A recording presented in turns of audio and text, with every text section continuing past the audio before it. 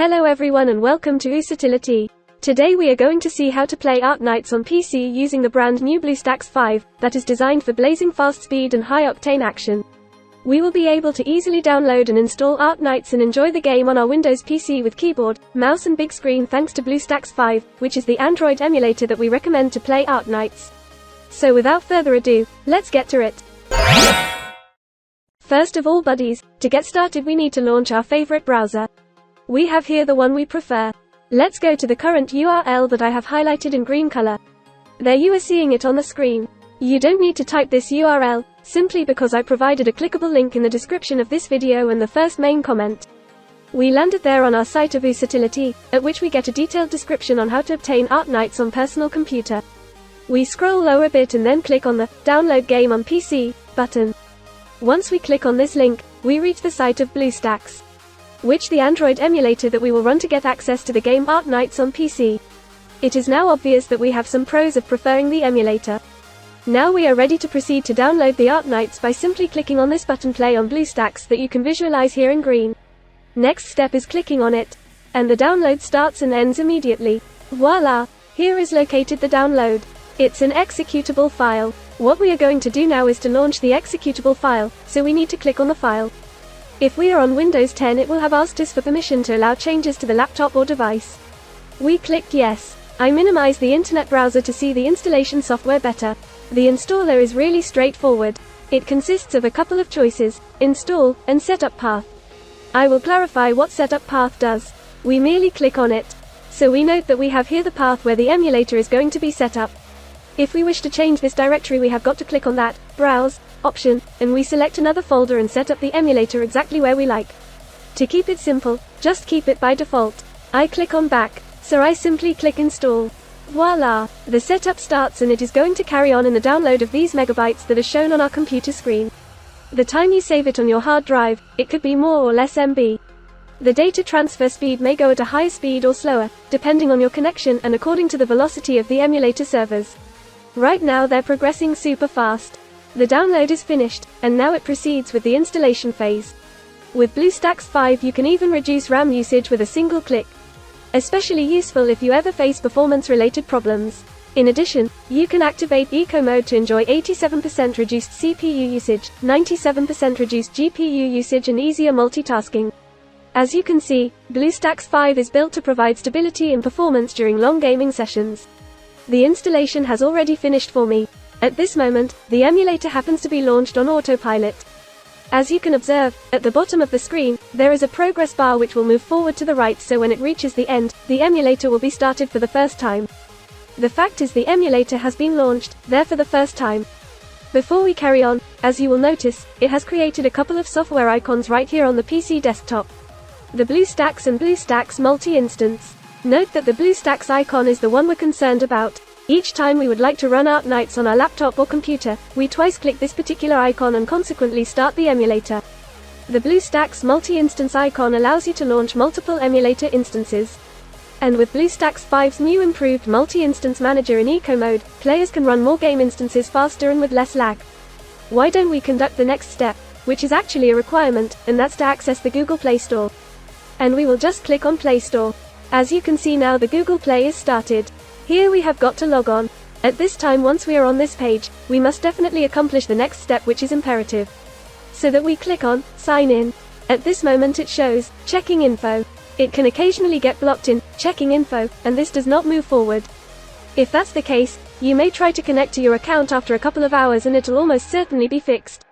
At this moment we're going to enter our email address and password. The email has to be a Gmail email and its corresponding password.